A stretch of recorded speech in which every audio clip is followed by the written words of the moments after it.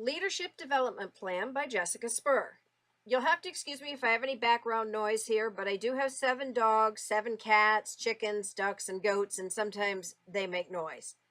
Hopefully at this time of night everybody's quiet, but you never know. Having already deleted what I started to type 2 times now, you can see this is not such an easy task for me to reflect on how I feel and then write it down onto paper. These questions are not as easy as they looked a few weeks ago when I started to look at them, but I will give them my best shot. Something I value most about myself is that I don't give up.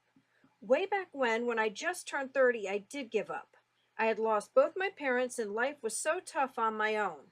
I am an only child and was raising my son by myself, and everything just seemed to be too much. I couldn't see the light at the end of the tunnel, as they say. I kept hearing my mother's voice in my head as she was abusive, and then she was dead, so it was harder to get rid of the voice than just hanging up the phone to shut her up. I moved out of state and started over, which was the best thing that could happen to me. I hated where I moved to, but it was through sheer determination that I made it. I didn't know anyone other than the guy I was supposed to be with till he left, and I had to figure it out all on my own with my 6-year-old son. Now, I'm an East Coast girl, having grown up in Rhode Island, and took myself, my son, and my animals all the way to central Illinois. Illinois is a very flat state, and the winters are, well, very depressing, and of course, that's when I moved. I couldn't even find the grocery store, so until the internet was hooked up, I had to rely on a map. Eventually, friends were made and life happened. It took another 8 years, really, for me to grow up and stay settled, but it finally happened. During that time, we ended up homeless for about 2 months, which is when I really learned that I have a will to survive and not to give up. People were shocked at how strong I was and that we managed to do as well as we did. Going from upper middle class to homeless is quite the culture shock, let me tell you. We stayed in Illinois a bit after all that happened. We survived 14 years in a state that we hated and then moved to Kentucky. When we first got to Kentucky, we lived for a short time in a home with no running water and barely enough electricity to keep us up and going.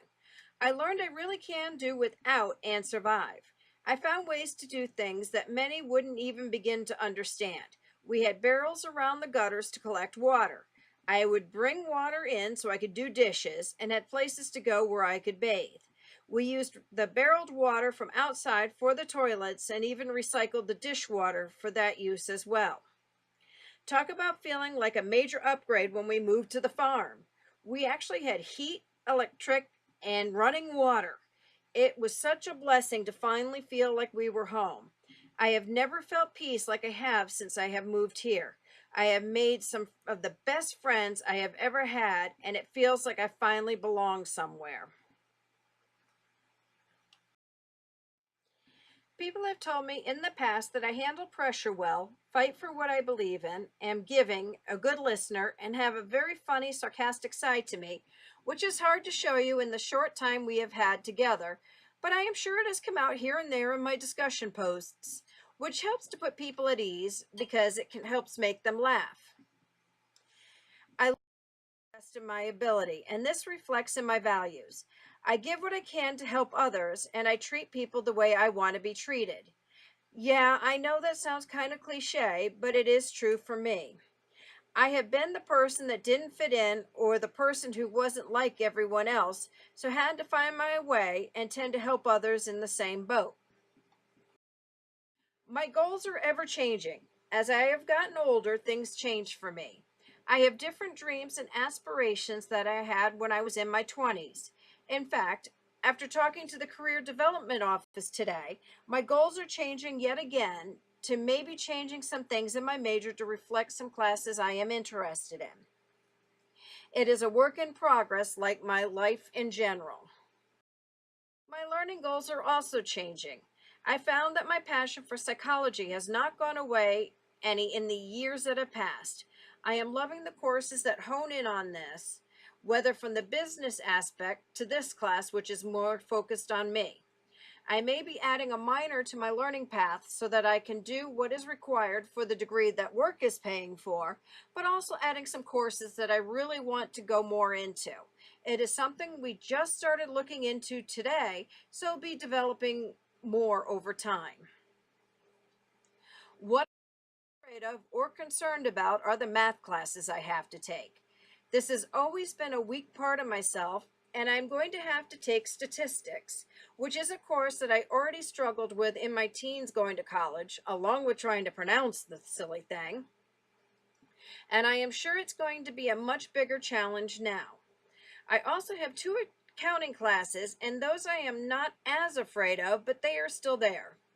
I am looking at taking statistics at the same time a friend does at the local college so that her and I can try and figure this stuff out together.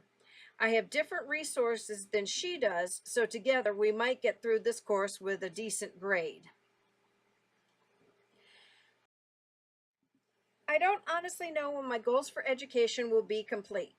They might never be fully completed. I am loving being a part of the school so much more than I thought I would. I want to investigate more that this school offers, since just in our discussion posts, I found out about some different degree programs that others are in and they sound interesting. Now, the two things I want to know more about before I graduate would be how long I can stay a student, as there is so much more I want to learn about, and honestly, I'm not sure what the second thing will be. This is my first term at Bay Path and have only had two classes, so this is something that will develop more as time goes by. I don't have a chosen profession. I, like I have said in my discussion posts of late, don't know what I want to be when I grow up. I have done so many different jobs in my life, from running a carousel at a park, to being a manager of a restaurant and retail stores, to being a foster parent, working a food truck at a carnival, to working in a factory making Uncrustables where I am currently. There were many other jobs in between these, as I have worked up to 3 jobs at a time at some points in my life. I also run a small farm, which keeps me busy on my off days. I am still exploring social work psychology with the Career Development Office, and we are working to see where I can go and what classes I can add to head in that direction along with the major I am in that work is paying for. I like what my major is, so I'm going to finish that, but it's not what I'm passionate about. I am going to keep working towards learning what I need to get both degrees, so maybe I can find a way to merge the two of them. Yeah, it might be some crazy new job I come up with, but if it works the two fields in together, I may have just found my dream job. The two steps to reach my ultimate career goal would be to finish school in both areas and explore the ways to tie them to both together. This is going to be challenging since they are both in different fields, but since the major is food industry management and the other area is social work, I may open the door for a new type of position.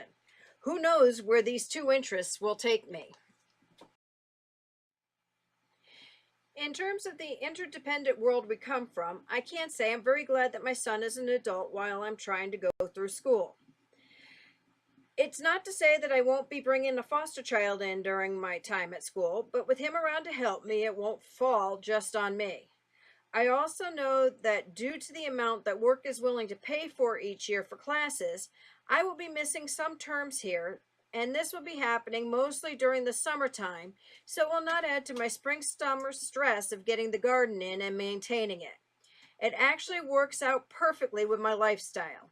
I will be working overtime during off weeks of school to put money aside to pay for some of the classes I have to take that, either are getting added because of the new course direction, or maybe I don't do as well in and have to pay for them on my own. If they do get covered all, by everything, I'm going to use that money towards putting an addition on my house or my dream vacation.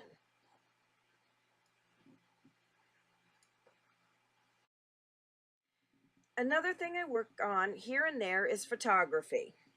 I have won an award with one of my pictures in the past and would love to pursue it a bit more. not in terms of a career, but for my personal enjoyment. I'm doing okay with integrating my life with school, and I'm doing a much better job than I thought. I give myself off days where I don't do schoolwork or go to work, which helps. I get caught up on the things around the house and I keep my sanity, what little left is left of it.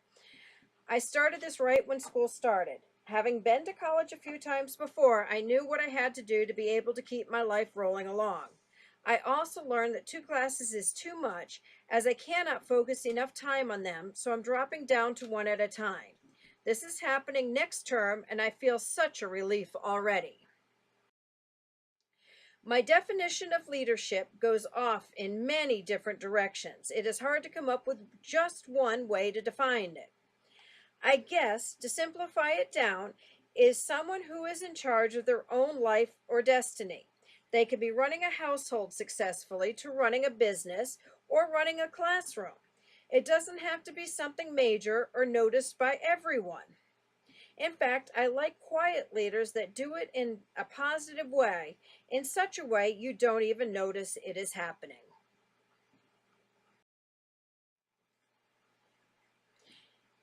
Do I even have three leadership keys? Okay, let me think for a minute or two. Maybe an hour or so. Jeez. Well, one of them I know is being true, not leading people in a way that is going to go against what I believe in and hold true to me. So, honesty is a big key. Now, to think of a second one. And I would have to say that being positive is another one for me.